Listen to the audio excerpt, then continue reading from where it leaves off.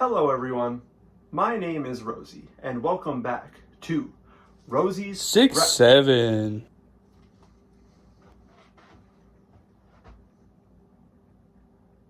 I told this dude to go away, bro. Get out of here.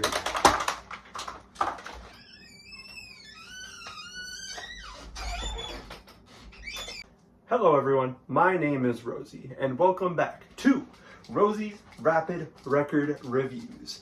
Yeah, let's get right into this one.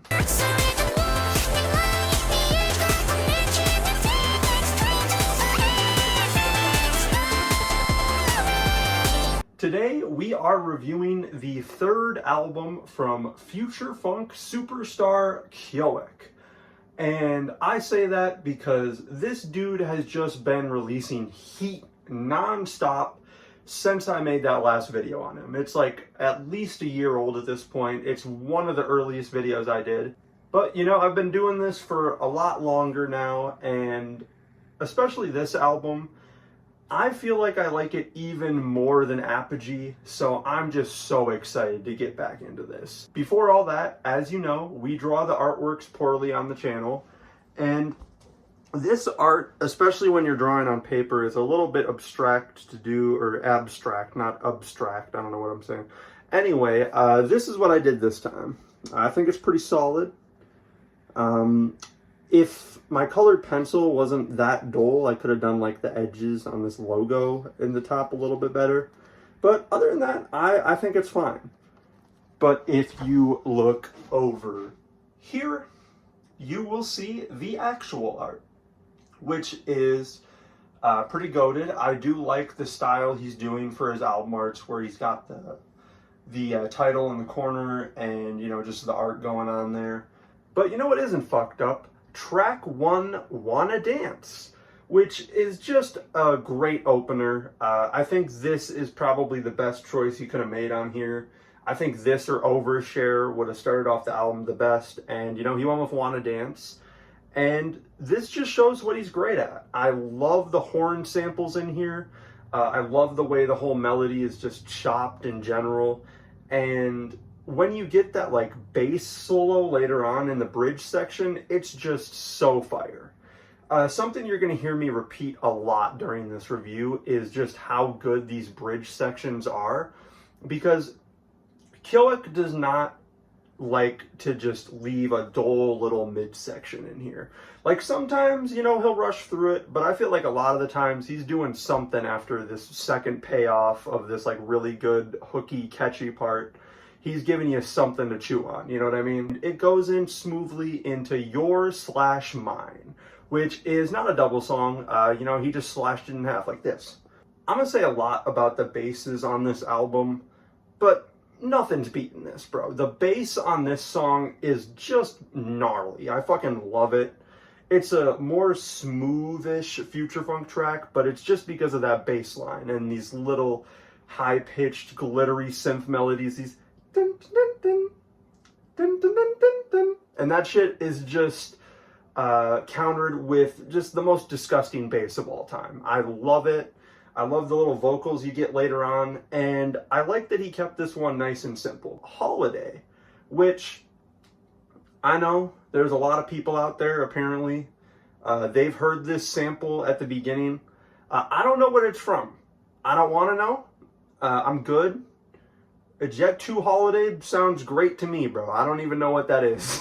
All jokes aside, I think this is one of my favorites. There's one later on that kind of just edges it out for me, but this song is great. I love just the main melody and these drops, and especially later on when you really get into it and, you know, these vocals are just going, you get it when you want it. Like, that shit is so catchy.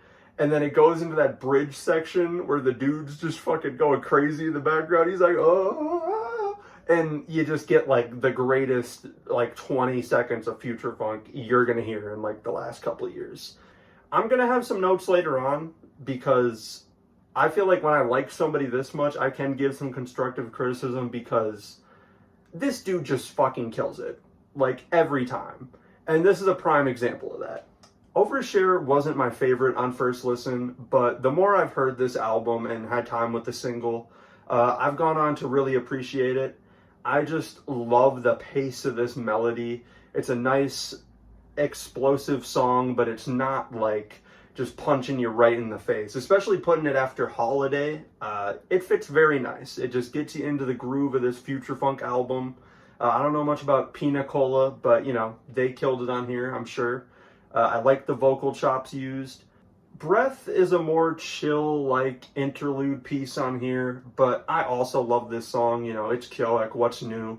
The main part of the song is great, but when it slows down in the middle and you get that little section where the drums and the melody are a little more muted and it feels very vaporwavy, I love that section. That section, you could have repeated that for another 40 seconds, bro. Nobody's stopping you.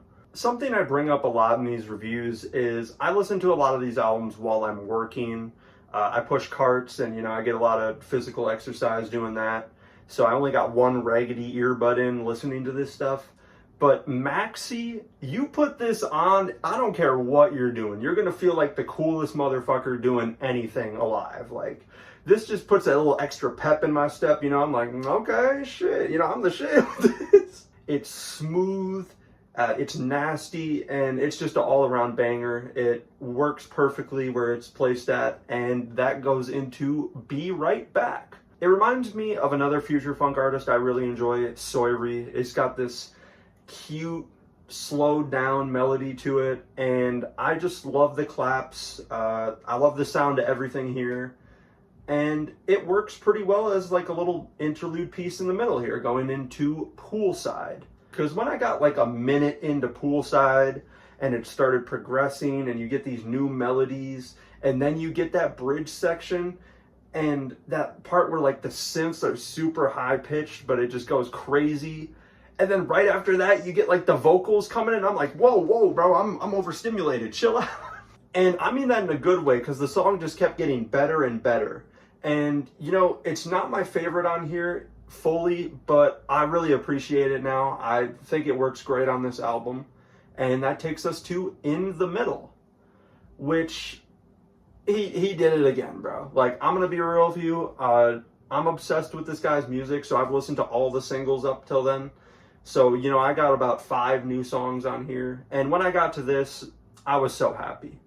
It's something a little new for this album. I feel like he, especially on this album, leaned more into just normal future funk, where on Apogee he had a lot of different genres going on. But I think on this song it really works. This has maybe the slickest little like 2-second run of any song on here. That melody, that shit is lethal, bro. I don't know where he got that from or where he plucked it from, but it's just like crack. And speaking of songs that are like crack, we get the next track like that. Oh, I'm barring up. You know, matter of fact, I'm gonna keep spitting because, you know, I do that. Yeah, I know this was the first song for the album. It didn't even release with a cover art that was in the same style as the album arts. I don't care. It's the best one on here. I wanted to say, you know, one of these new ones. This shit is just undeniable. This is like some of the best chopping I've heard in any future funk song. That melody is so gas, that dun, dun, dun, dun, dun, dun. And then the second it just hits again and again and again, bro. It's so repeatable. It's so catchy. I don't even want to be explaining the dance moves I do to this. I start floating in the air and all my limbs are going a different direction. This song's got it all. These vocal samples that come in and, you know, they cut in between these melodies. It makes for such a fun time. And when that main melody comes back, you just get more into the groove every time as the song goes on. This is tracklist placement we need to talk about, though. Because putting Game On after Like That is diabolical, bro. Game On, I say this whenever I bring it up to people, this is like his most Rocket League sounding song. I don't know what it is about it, but tell me this shit could not be in Rocket League. The call and response of the vocals on here is very fire. That, what's the name of your game? I need to know, tell me. Like, that shit is awesome. It's also got another nice, like, little catchy melody buried in it that, like, every time that part comes on, you're excited. The vocals make it a lot more hype. And I just think this is one of his most well-rounded songs. This is going to be one, if nobody's heard a Kouek song, this is probably the one I'm turning on. And after this explosive section of the album kind of dies down a little bit with the last three. And that starts with Akibake, which is a very nice song. I really enjoy it. I just feel like the vocal sample during the second drop could have been turned down a little bit. Like earlier I said, you know, when I'm at work, I'm blasting this shit. It doesn't really matter to me there because I got one earbud in. But if I'm listening at home, like it's kind of like a jump scare for a second. Like you're into the groove of the song. It's one of the most chill ones since like, I don't even know, Breath. And then just, and then I'm like, bro, what is going on? Yeah, I really appreciate this one being on here though. I feel like it diversifies the album a little bit. I don't even know if this one is future funk or what it is, but it's a nice little tune. I didn't really like the way I talked about the last song here, so I would like to talk about Ever Dreamer again. Real quick, Shadow Play, that's before it. It's a, you know, nice interlude.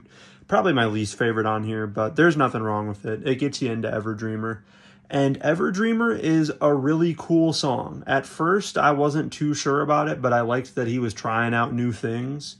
And I think it works out pretty well on this song. The main melody just feels very epic and like intense. It feels like something that's going to play before you're going into battle to like save the world or some shit. It's some real anime intro shit, you know what I mean? And I think that works very well just to end this album on a strong note, on something new for him. And yeah, the song's just a bop.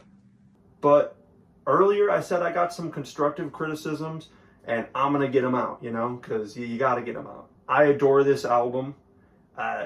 It might be my album of the year. The next one I'm reviewing is giving it a run for it. Whoa. The next one I'm reviewing is giving it a run for its money, but hey, I just walked in with 100. Can I stop getting sidetracked? What I was trying to say is this is a great album. I love every single individual track on their own, but that is to say, next album, bro, if you can get some transitions in here, you got album of the year on lock for me. Like, that's my only problem with this album. I love all these songs, and then you just get a few seconds at the end of kind of silence, and it goes into the next song. Like, I think that's not too hard to do. Obviously, you don't got to listen to me. You're fucking killing it, so do whatever you want with your art, bro. Amen. You know, we just out here making shit. So, you know, last thing I'm going to say here, really check this album out, man. This dude is so underappreciated, and I feel like what he's bringing to future funk right now is a combination of so many things I love from artists I grew up listening to in this genre, and just adding his own flair. He's got something special in almost every song, and I feel like he deserves more love. So, you know, check this out if you haven't. Sorry for the long-ass review. Gonna play my favorite bits at the end here, and I will see you in the next one. RRRR.